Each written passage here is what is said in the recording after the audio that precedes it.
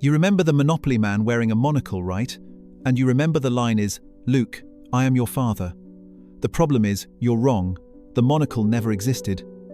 And the line is, "No, I am your father." If your own memory feels like it's lying to you right now, you're not going crazy. You're experiencing a glitch in reality. And 40 years ago, one man tried to warn us about what these glitches really are. And the government may have silenced him for it. The prophet of Silicon Valley. Some authors write about the future.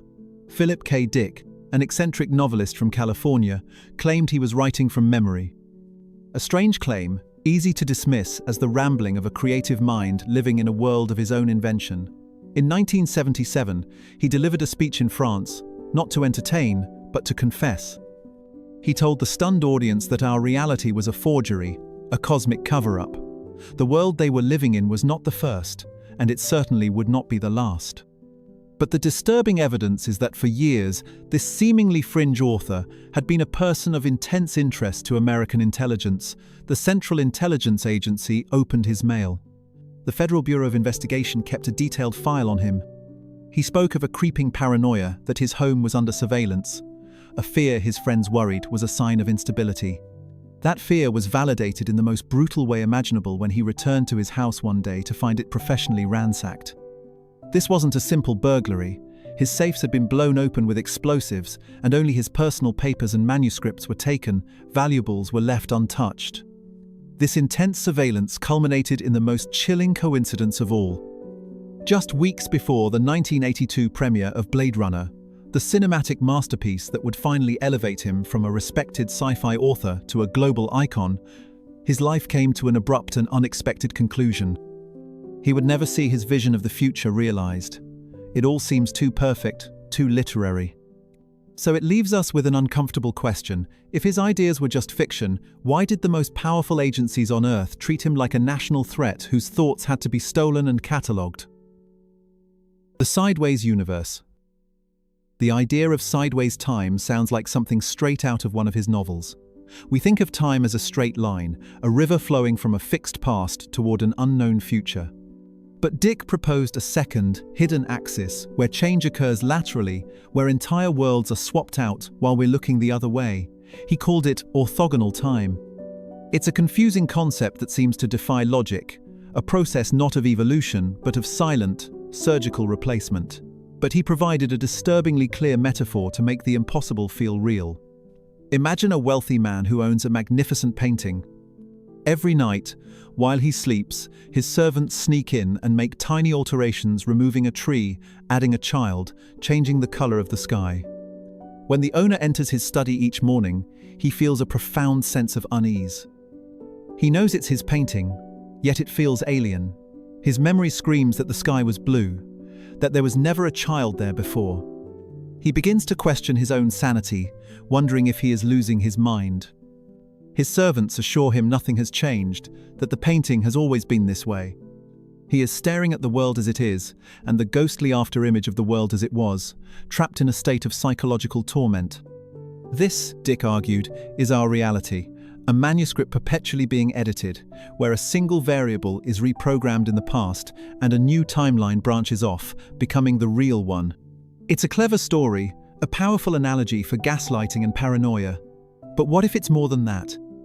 What if those small, inexplicable moments of wrongness in your own life aren't just your mind playing tricks on you?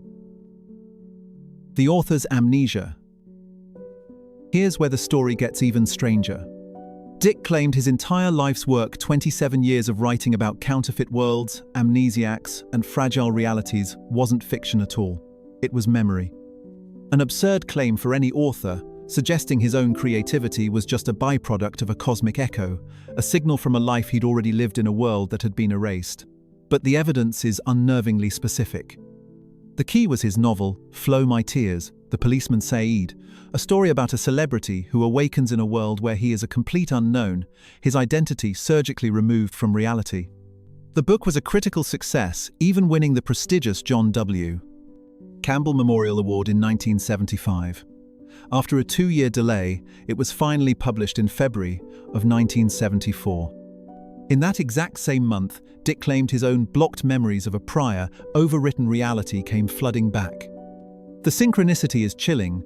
It was as if the book's publication was a signal, a cosmic permission slip allowing him to remember a truth he had been documenting subconsciously for decades. The award-winning story wasn't a story. It was a memory of what it felt like to live through a reality shift. This reframes his entire library from The Man in the High Castle to Ubik as a record of a lost timeline, a series of literary fossils. But is it possible for a story to be so true that its publication can literally unlock a forgotten reality in its author's mind? The Pink Beam of God.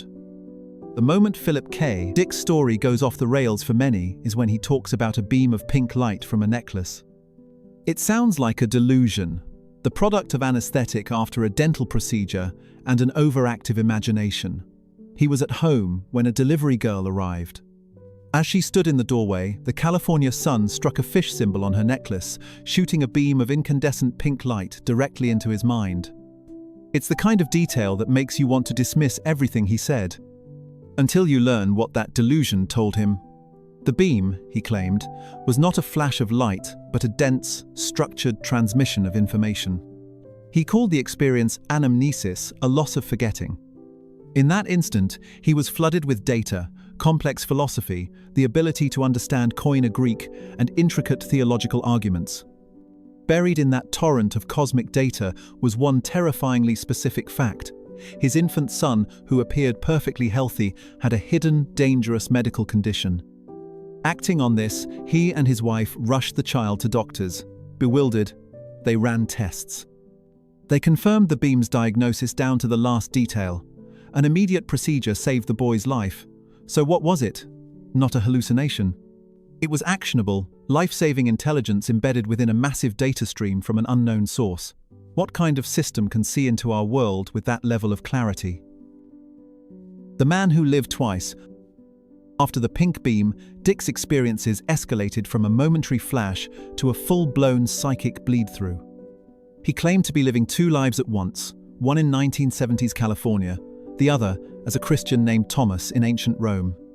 It sounds like a psychological break, a mind fracturing under the weight of its own fantastic ideas, a descent into madness. But the disturbing part is the consistency. He didn't just see Rome, he experienced it. He felt the constant, gnawing fear of Thomas, a man he claimed was a first-century martyr. He named the intelligence behind it Valis, a vast active living intelligence system, a divine satellite broadcasting information across time. He came to believe that Valis was communicating a core truth. The Roman Empire never truly ended. It had simply become a black iron prison of the mind, a system of control that still governs our world. The chilling proof?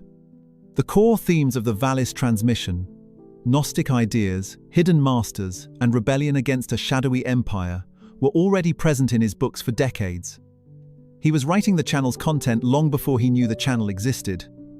It forces you to wonder, how could a man document a system for 20 years before he ever consciously encountered it, unless that system had been broadcasting into his mind all along? The cosmic chess game. Dick's explanation for all this was a grand, cosmic chess game.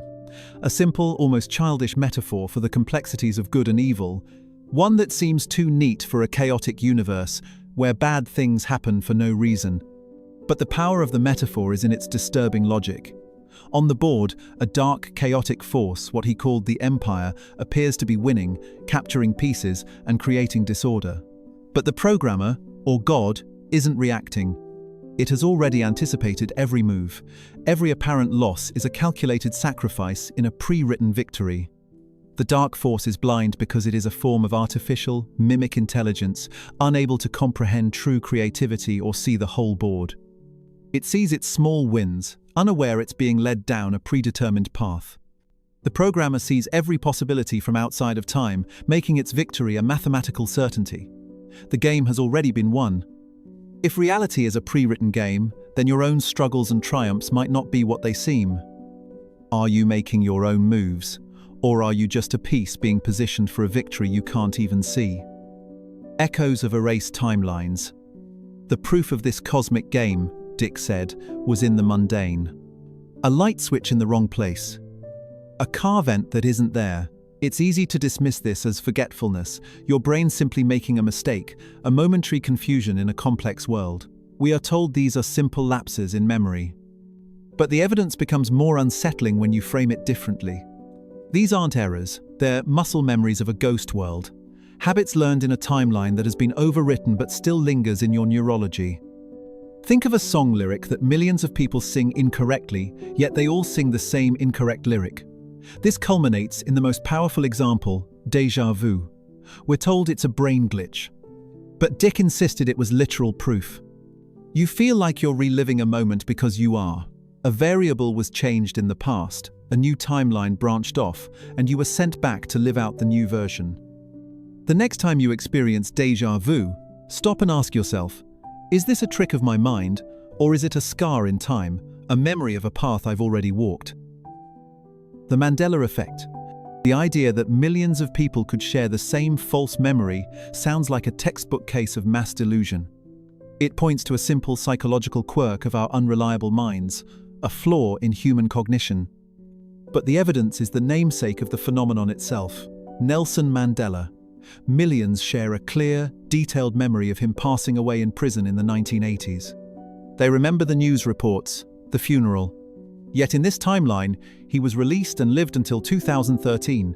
This is the exact phenomenon Dick predicted, people who retain memories of a different present, and it's not the only one. A massive online community shares a memory of a 1990s movie called Shazam, starring the comedian Sinbad as a genie. They can describe scenes, posters, even the feel of the VHS tape box. The movie never existed. It begs a terrifying question. If millions of people's memories are wrong, that's one thing. But if the timeline itself was changed, which version of history did you live through? Pop culture ghosts. Okay, a historical event or a non-existent movie is one thing, but applying this to simple brand logos and cartoon characters seems like a stretch. Surely we just misremember entertainment. These are trivial details, easily confused over time, and yet, the evidence is everywhere, and it's incredibly specific. Countless people will swear the cartoon family was the Berenstein Bears, with an E. Every book says Berenstein.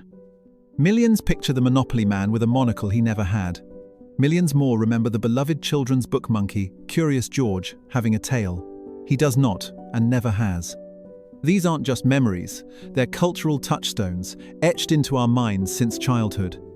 If they can be altered so seamlessly, what other, more important truths about your world have been quietly edited out of existence?